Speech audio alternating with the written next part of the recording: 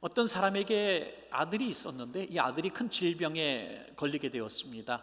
이 질병은 좀 특별한 질병이었던 것 같습니다. 길을 가다가도 갑자기 쓰러지고, 또 쓰러진 다음에 입에서 거품이 나오고요, 또 이를 갈게 되고, 이 정도 되면은 간질병 증세와 비슷하다 이렇게 생각하겠지만, 이 간질병과는 좀 차원이 다릅니다. 악한 영에 이끌려서 불구덩 속에 막 밀어넣기도 하고, 가다가 못이라든지 또 강이라든지 이런 것들이 있으면 막 밀어넣어가지고 물속에 빠뜨리는 이런 일들이 일어나게 되죠. 보다 정확하게 이 질병이 그냥 일반 질병이 아닌 것을 보여주는 오늘 성경의 말씀이 있습니다. 마가복음 9장 20절 말씀 보면, 이에 데리고 오니 귀신이 예수를 보고 곧 그 아이로 심히 경련을 일으키게 하는지라 그가 땅에 엎드려져 구르며 거품을 흘리더라. 이 아이 안에 있는 귀신이 또 다른 존재가 있었던 것이죠. 그 존재가 예수님을 보았습니다. 이 아이가 예수님을 본 게 아니라 이 귀신이 예수님을 보고 이 아이를 막 경련을 일으키게 해서 거품을 흘리게 만드는 것이죠. 그래서 예수님이 오신 것이 불행이고 아이에게 고통을 주는 것처럼 이렇게 속이는 것입니다. 거라사인의 그 지방에 그 광인이 나오죠. 예수님이 오셨을 때 그 귀신 들린 그 사람, 무덤 사이에 거하는 그 불쌍한 사람이 자기 입이 아닌 귀신이 말하게 함을 따라서 이런 얘기를 하죠. 왜 나를 괴롭게 하려고 오셨습니까? 귀신의 존재, 분명히 악한 영의 존재가 한 사람 안에 들어가고 한 집안에 들어가서 역사할 때 예수님을 만나는 것을 이렇게 공격하고 괴로워하는 것은 지극히 당연한 것입니다.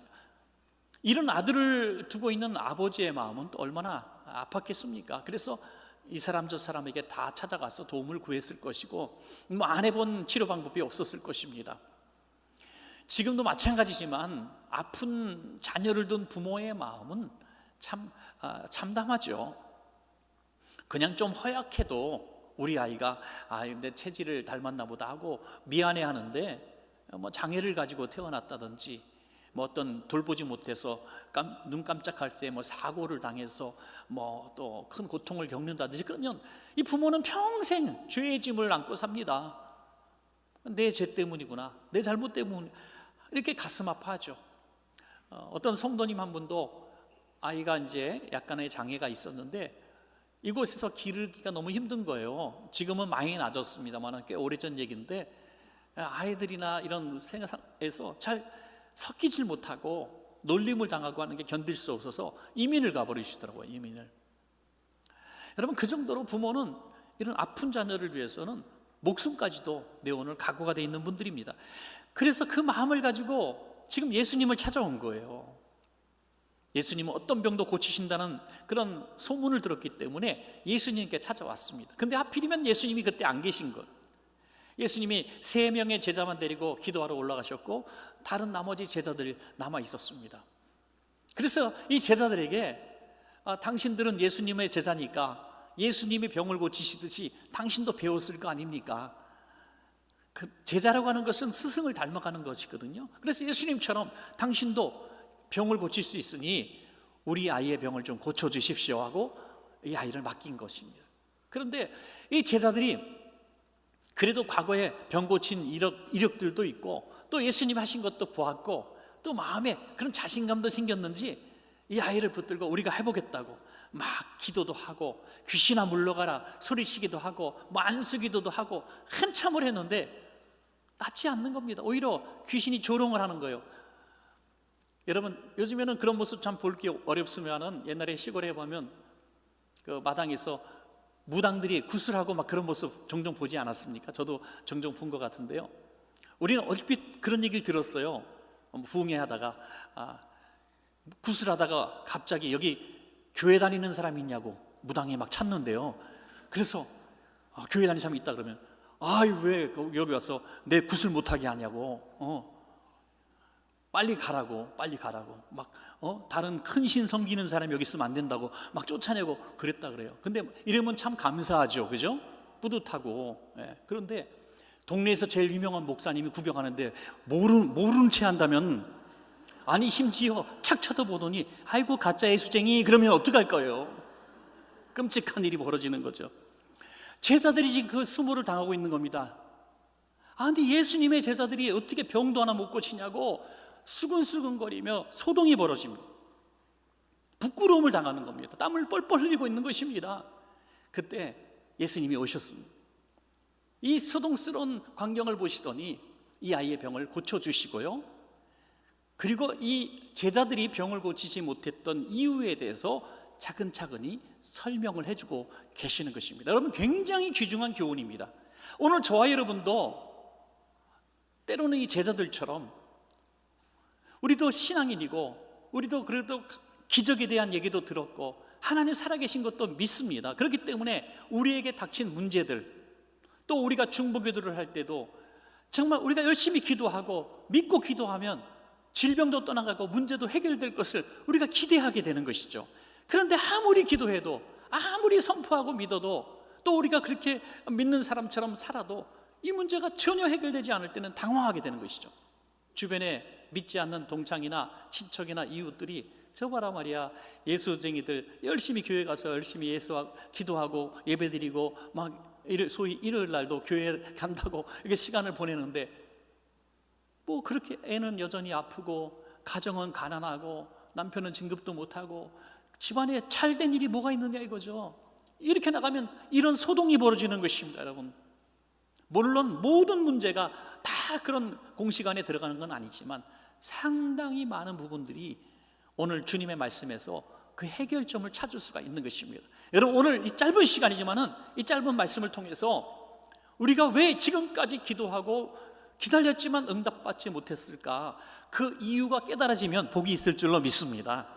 그리고 오늘 기도하는 시간을 통해서 짧은 시간에 정말 놀라운 기적을 경험하는 시간이 되었으면 정말 좋겠습니다. 여러분, 그 비결이 뭡니까? 예수님의 말씀에 의해서 우리가 찾는 비결 첫 번째는 역시 믿음입니다. 여러분, 믿음이 문제였습니다. 여러분, 이 아이가 고침받는 것을 소원하고 예수님께 찾아왔습니다. 그런데 고침받지 못했을 때 마침 오신 예수님께 이런 말을 하죠. 예수님, 이 아이가 이렇게 병에 든 것은 귀신 때문입니다. 귀신이 이 아이 속에 들어갔습니다. 두 번째, 당신이 안 계셔서 그렇습니다. 예수님 때문이에요. 예수님이 계셨으면 고쳤을 텐데 당신이 없었지 않습니까? 세 번째, 제자들 때문입니다. 제자들이 열심히 기도하는 척을 했는데 낫지 않았습니다. 제자들이 능력이 없어서 그렇습니다. 이렇게 이야기하는 것입니다. 마가복음 9장 22절에 그의 믿음 없음이 이렇게 드러납니다. 귀신이 그를 죽이려고 불과 물에 자주 던졌나이다. 그러나 무엇을 하실 수 있거든 우리를 불쌍히 여기사 도와 주옵소서. 그의 믿음의 수준이 바로 무엇을 하실 수 있거든, 혹시라도 할 수 있거든. 귀신이 이렇게 만들었는데 당신은 귀신을 쫓아낼 수 있습니까? 당신이 귀신보다 셉니까? 하고 싸움을 붙이고 있는 것입니다. 지금 혹시나 하는 믿음, 기도도 아니죠. 이건 기도도 아닙니다. 해외에 가면 유명한 관광지가 있어요. 거기 관광지 중에 특별히 뭐 연못, 분수 이런 거 있지 않습니까? 거기 가면 뭐가 던져져 있어요? 동전을 던집니다. 한 번씩은 던져봤을 거예요. 뭐 거기에 큰 돈 던지지도 않아요, 그렇죠? 동전, 가서 쓰지도 못할 동전들 웬만한 거 던지죠. 거기에 뭐 큰 비싼 지폐 던져 있는 건 별로 못 보잖아요. 그거 한 2개 던져놓고 그래도 그거 던졌다고 기대가 되더라고요. 혹시나 이루어지지 않을까? 이루어지지 않을까? 혹시나. 그리고 이제 한국에 돌아와서 이제 결과를 기다리고 있습니다. 뭐 시험을 치르고 결과를 기다리고 있는데 역시나 떨어졌어요. 그러면 분수로 찾아가서, 비행기 타고 찾아가서 나오라 그래서 내 돈 다시 찾아가겠다고 들어가서 동전 2개 꺼내오는 사람이 있습니까? 없죠. 혹시나였으니까요. 복권 한 번씩 사보셨죠? 여기 넣고 있으면 한 주간 든든합니다. 11조를 띄고 감사한금 띄고 또 부모님 집 하나 사드리고 차 요즘에 오래됐으니까 하나 갈고, 그리고 뭐 빌딩 하나 사고 한참을 하는데 365일 그 생각만 하고 하나도 당첨이 안 돼요. 5천 원짜리만 되고, 그죠? 그렇다고 해서 복권 만드는 회사 찾아가서 사기꾼들아 하고 싸우는 사람은 아무도 없습니다. 왜요? 혹시나 했으니까. 혹시나의 믿음이라고 하는 수준이 이런 거라는 거죠. 안 이루어져도 당연하게 넘어가는 일들. 우리가 수많은 시간 기도해 놓고 기도가 응답이 안 됐으면, 아니 하나님 왜 응답이 안 됐습니까? 라고 따지고 들지 않는다는 거예요. 왜? 그 믿음이 혹시나 하는 믿음이었으니까요. 그러니까 하나님 앞에 묻고 싶지도 않고 뭐 안 되는 게 당연한 거예요. 여러분, 이런 믿음의 기도는 기도가 아니었다는 것을 깨닫게 됩니다. 예수님의 책망이 우리를 정신 번쩍 나게 만들죠. 마가복음 9장 23절입니다. 같이 한번 읽어보겠습니다. 시작. 예수께서 이르시되 할 수 있거더니 무슨 말이냐, 믿는 자에게는 능히 하지 못할 일이 없느니라. 아멘. 할 수 있거더니 무슨 말이냐, 혹시라는 것이 도대체 믿음이냐 뭐냐, 그게 기도냐 뭐냐, 그건 안 되는 거야. 믿는 자에게 능히 하지 못할 일이 없으니 믿어야 한다, 이렇게 말씀하고 있습니다. 혹시나 하는 생각에서 믿음으로 내가 먼저 변화되지 않고서는 절대로 기적은 일어나지 않습니다. 사랑하는 여러분, 우리에게 먼저 이 믿음이 있기를 주님의 이름으로 축복합니다. 여러분, 두 번째로 이 믿음으로 기도해야 합니다. 마음으로 믿고 입으로 시인하라 했어요. 그것이 믿음의 기도인 줄로 믿습니다. 여러분, 자, 믿는 자에게는 능히 하지 못할 일이 없느니라 하시니, 이 아이의 아버지가 어떻게 반응을 합니까? 마가복음 9장 24절입니다. 곧 그 아이의 아버지가 소리를 질러 이르되 내가 믿나이다. 일단은 여기서는 굉장히 점수가 좋아요. 믿어야 아이가 낳는다고 하니 소리를 지릅니다. 내가 믿나이다. 그런데 가만히 생각하니까 말은 믿는다고 얘기했지만 자기가 믿음 없는 것을 자기가 더 잘 알아요. 그래서 어떻게 합니까? 나의 믿음 없는 것을 도와주옵소서. 굉장히 정직한 기도죠. 우리가 오늘 중요한 기도 제목을 가지고, 그래 오늘 말씀을 들어보니 믿음으로 기도하면 응답을 받는다고 하니 내가 믿음으로 기도해야지. 주여, 내가 믿습니다. 우리 아이의 질병이 떠나갈 줄로 믿습니다. 문제가 해결될 줄로 믿습니다. 이 오랫동안 우리를 괴롭혔던 고질적인 이 경제난에서 해방될 줄로 믿습니다. 믿습니다 하고 아멘하고 딱 일어났는데, 전혀 내가 믿음 없는 것을 깨달아졌을 때 얼마나 참혹하겠습니까? 여러분, 믿는다고 기도했는데 내가 믿음이 없다는 것을 스스로 아니, 얼마나 참담. 우리 성도님들 특별히 이제 많이 아프실 때 기도 받습니다. 특별히 허리도 아프시고 무릎도 연골도 많이 상하시고 아프셔서, 목사님 진짜 오늘 예배드리기 힘들었어요, 일어나기 힘들었어요. 누구 얘기하는 거 아닙니다. 나 얘기하는 거 오해하지 마시기 바랍니다. 그냥 하는 거예요. 그래서 기도도 해드렸어요. 일어날 줄로 믿습니다. 치료하실 줄로 믿습니다. 예수님 피 묻은 손을 만져주실 줄로 믿습니다. 아멘, 아멘, 아멘 하시면서 일어나는데 전보다 더 힘들게 일어나시고 이렇게 일어나시고, 그러면 기도한 사람도 기운이 빠지고 기도 받은 사람도 전혀 믿지 않고 있었다는 거예요. 오늘은 조금 전에까지 아프고 일어나기 힘들었더라도 믿습니다, 믿습니다, 나은 줄로 믿습니다 하면은 최소한 그 3초 후만큼만이라도 좀 믿음을 보여줘야 돼요. 3초만이라도. 그럼 쫙 일어나, 나은 것 같아요 목사님. 안 나서도 그러면 기분이 얼마나 좋습니까? 서로 상호간에. 근데 아프지도 않는데 평소보다 더 늦게 일어나, 그렇게 되면 도대체 무슨 기도를 한 겁니까 지금? 여러분, 정직하게 기도를 내가 받으면서도 지금 기도받고 내가 나을 줄로 믿는다는 믿음을 안 가지고 기도받으면 소용이 없다 이거예요. 소용이 없습니다. 그러면 우리는 이렇게 기도해야 합니다. 우리 자신을 속이지 마십시오. 주님, 내가 믿음이 없습니다. 지금 오늘 이 말씀 듣고 내가 오늘 기도하는데 나을 줄로 믿는다는 믿음이 없습니다. 왜냐하면 과거가 나를 발목 잡았습니다. 10년 전부터 기도해왔고 몇 년 전엔 금식도 했고 몇 년 전에 기도원 가서 내가 뿌리 뽑겠다고 기도도 했는데 그때도 못 났는데 오늘 1분 기도한다고 낫겠습니까? 이렇게 따지고 들으니 영영 기도를 응답을 받을 수가 없는 겁니다. 지금까지 나의 믿음이 혹시나 하는 믿음이었습니다. 지금 내가 믿는 것은 진짜 믿음을 가지길 원하노니 믿음을 주시옵소서. 여러분, 믿음은 분명히 선물입니다. 선물. 우리 기독교 신앙은 교육이나 세뇌를 통해서 주어지는 게 아닙니다. 하나님이 믿음을 주시는데 어떻게 막습니까, 여러분? 믿어지는데 어떻게 합니까? 믿어지는데 세상에서도 공부할 만큼 했고 또 지성인이고 또 세상 사람 볼 때 전혀 문제가 없는 사람인데 하나님이 세상을 창조하신 것이 믿어지는데 어떡합니까? 예수님이 날 위해서 죽으신 것이 믿어지는데 어떡합니까? 이 믿음은 선물이에요, 여러분. 그러니까 그 선물의 믿음을 구하십시오. 나의 믿음 없는 것을 도와주소서. 성경 어디를 봐도 믿음 없는 사람이 막 응답받은 경우 어디 있습니까? 심지어 예수님은 믿거나 말거나 낫게 하실 수 있는 분 아닙니까? 그럼에도 불구하고 예수님이 제일 많이 하신 말씀이 뭡니까? 내 믿음대로 될지어다예요. 믿음대로 될지어다. 그러니 내 믿음대로 지금 내가 살고 있는 겁니다.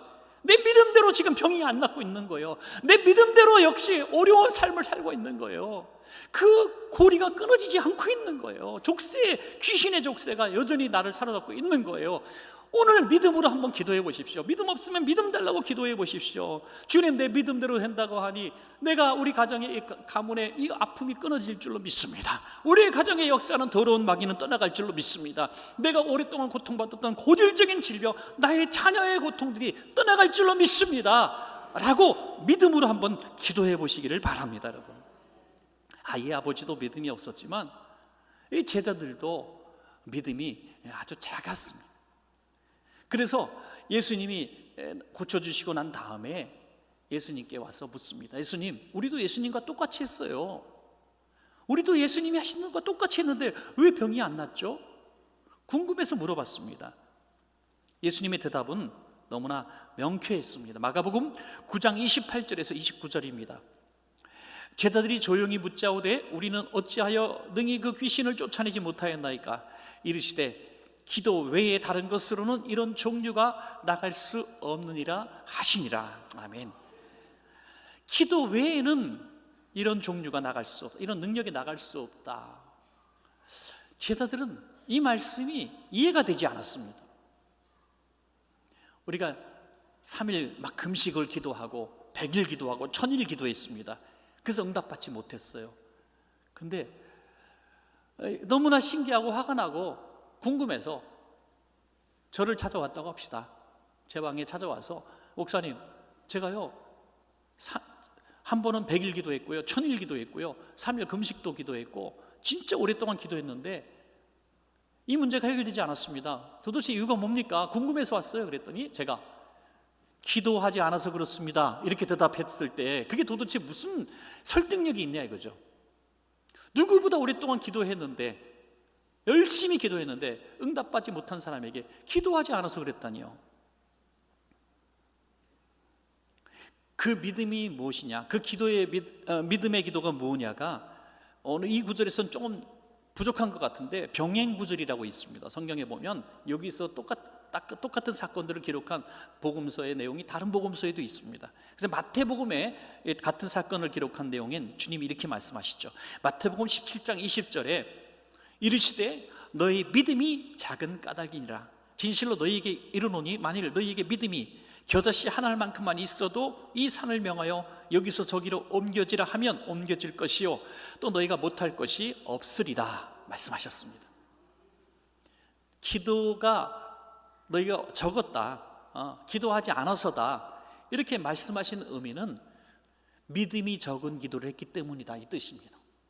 기도는 하긴 하는 거 인정하신 거예요. 그런데 너희 기도에 믿음이 없었기 때문에 역사가 일어나지 않은 거야. 믿고 기도했다면 이 아이가 낫을 거야 라고 말씀하시는 것이죠. 심지어 이 산을 절로 옮겨져라 하면 그것도 옮겨질 텐데 이 아이의 병을 못 고칠까? 너희가 믿음이 없어서 그런 거야 라고 말씀하고 계시죠.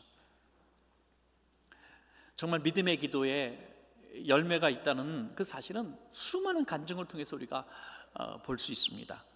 한국 교회를 부흥시킨 유명한 부흥 강사들이 많았죠. 그들 중에 신현균 목사님이란 분도 계세요. 1927년생이고요 2006년도에 주님 부르심을 받은 분입니다. 저도 이분의 설교도 들은 적이 있습니다. 그런데 이분이 처음부터 훌륭한 목사님이 아니셨습니다. 그분이 쓰신 자신의 간증이 있습니다. 제가 조금만 읽어드릴게요.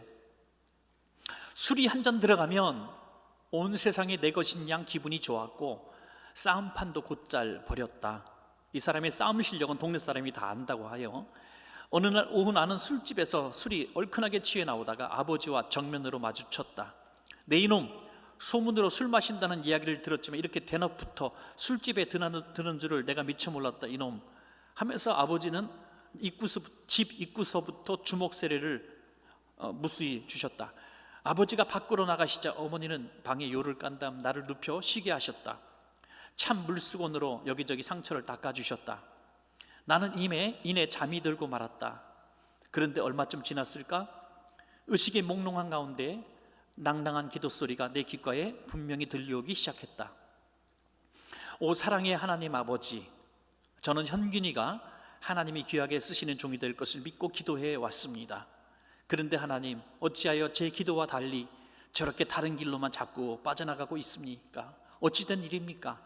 하나님, 제 아들의 심령을 붙잡아 주시고 인도해 주옵소서. 잠결에 들은 울음 섞인 이 기도 소리는 어머니의 기도 소리였다. 어머니의 기도는 한참이나 계속되었다. 하나님 아버지, 아직도 늦지 않았습니다. 현균이가 하나님의 사명을 분명히 깨닫고 돌아와 주의 일꾼이 되게 하여 주시옵소서. 그리하여 이성봉 목사와 같은 부흥사가 되어 팔도강산을 누비며 복음을 전하는 종이 되길 원합니다. 방 안에 누운 채 어머니의 간곡한 기도를 듣고 있던 나의 두 눈에선 어느덧 뜨거운 눈물이 뺨을 타고 하염없이 흘러내렸다. 이 사건을 기점으로 나는 스스로 반성하며 부모님 말씀에 순종하려고 노력했다. 그러나 생각만큼 행동이 따라주지 못했다. 어느 날 어머니께서 나를 부르셨다. 얘야, 엄마의 소원 하나 들어주겠니? 어머니의 소원이 있단 말이에요. 어서 말씀해 보세요. 어머니는 내 손을 잡고 이렇게 말씀하셨다. 오늘 밤 나와 함께 교회에 가자꾸나. 아니 어머니, 제가 교회 안 가는 것 뻔히 아시잖아요. 이제는 더욱 스스로서도 못 나가겠어요. 나는 교회에 안 다닌 지가 오래되어 다시 나간다는 것이 부끄럽게만 느껴졌다. 그러니까 내가 소원이라고 말하지 않았니? 다름 아니라 유명한 부흥 강사님이 오셔서 부흥회를 하신단다. 오늘 밤 딱 한 번만이라도 좋으니 나와 함께 부흥회에 가자. 순간 아버지께 매맞던 날 나를 위해 간절히 눈물로 기도해 주셨던 어머님의 모습이 생각났다. 그와 동시에 어머니가 이렇게 간청하시는 모습이 너무나 안쓰러웠다는 생각이 들었다. 어머니, 그러면 딱 한 번만입니다 하고 어머니와 함께 교회를 나섰다. 어머니는 너무 신이 나셨든지 기쁨으로 함께 교회로 가셨다. 이제 따분하겠지만 2시간만 꼭 참자 스스로 위로했다.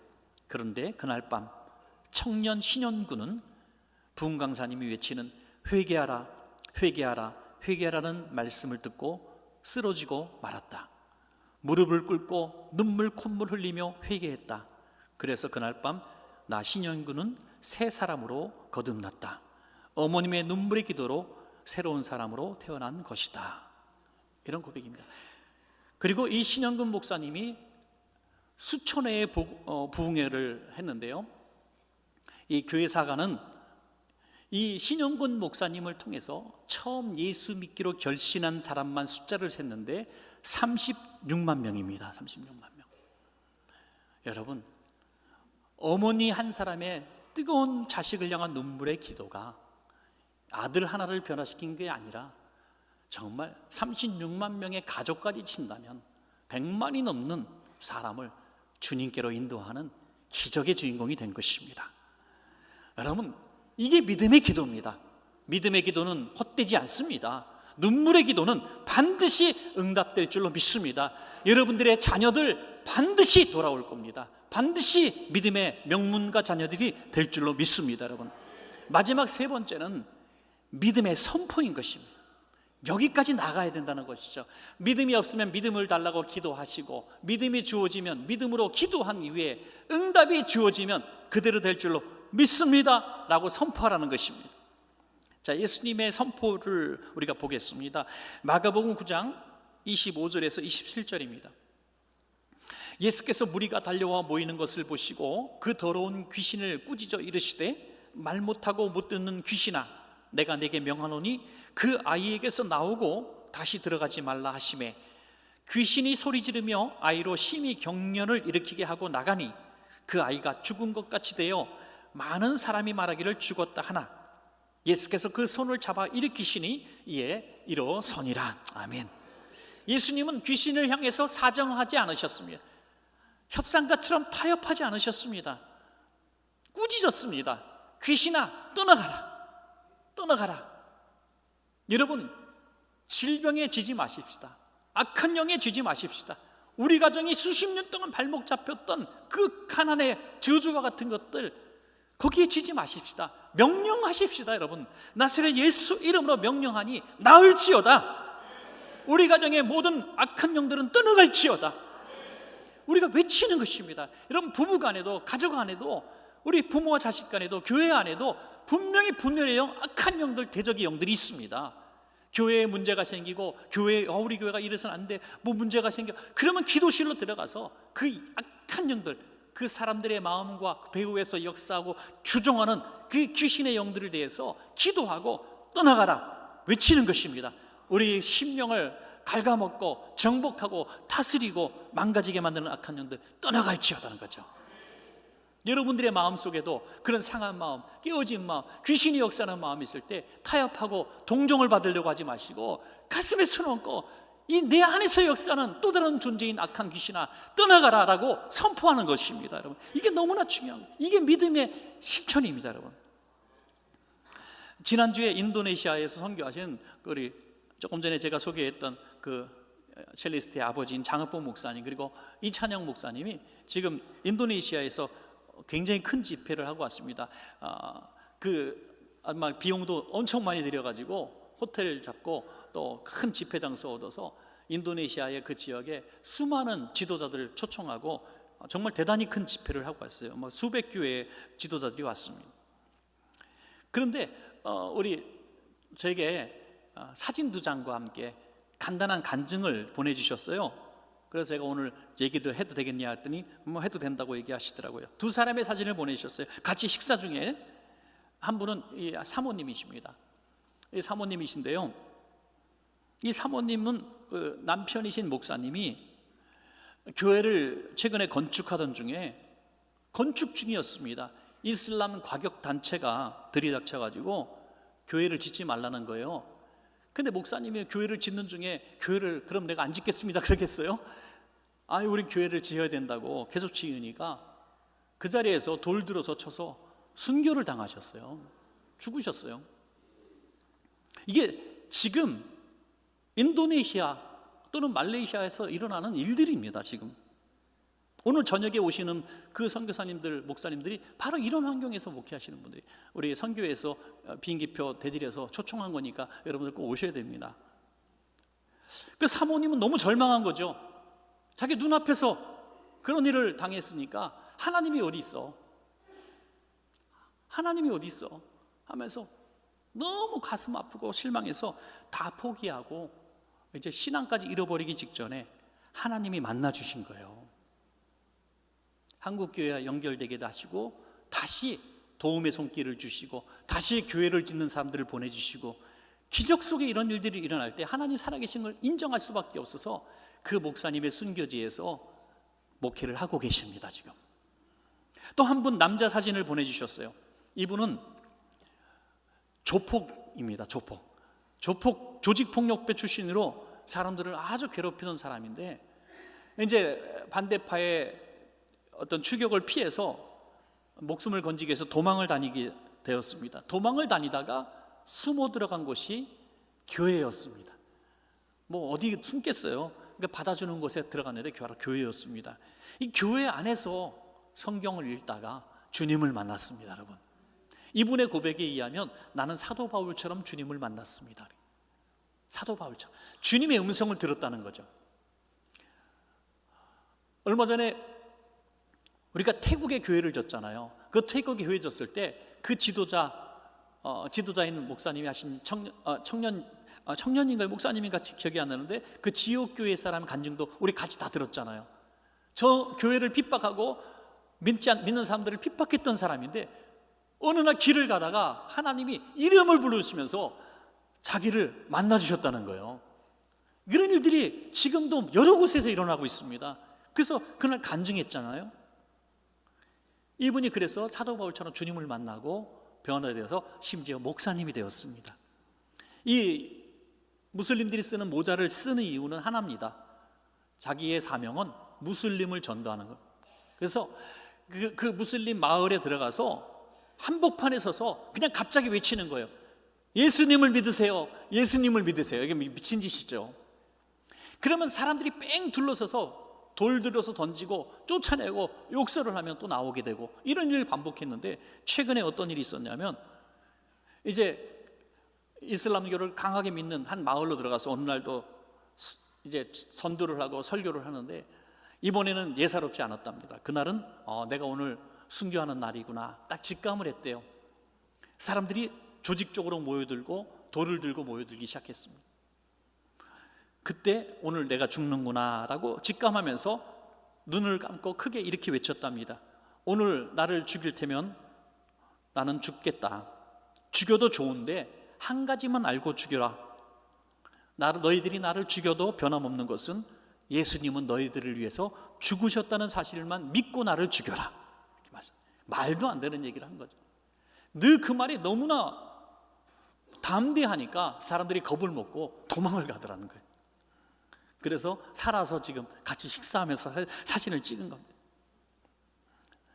사랑하는 여러분, 우리가 믿음 얘기하는데 이런 것이 믿음이 아닐까요? 조금만 상처를 입으면 하나님이 어디 계시냐 그러고 조금만 문제가 안 풀려도 자식이 조금 회사 한번 못 들어가고 어려움 한번 당했다고 그렇게 내가 하나님 앞에 아이 데리고 예배 드렸는데 이런 일이 왜 일어납니까? 왜 병이 찾아왔습니까? 왜 이런 상처가 우리에게 주어져야 됩니까? 왜 누구를 통해서 이런 모욕을 들어야 됩니까? 하면서 하나님이 어디 있어요? 라고 말하는 것이 과연 믿음일까요? 오늘 믿음의 선포라는 것은 바로 삶의 선포인 줄로 믿습니다. 삶을 통해서 내가 어떤 믿음을 가지고 있는가 보여주는 것이 믿음의 선포인 것이고 말의 선포가 아니라 삶의 선포입니다. 그 삶의 선포를 통해서 하나님의 살아계심을 우리는 날마다 경험하게 될 줄로 믿습니다.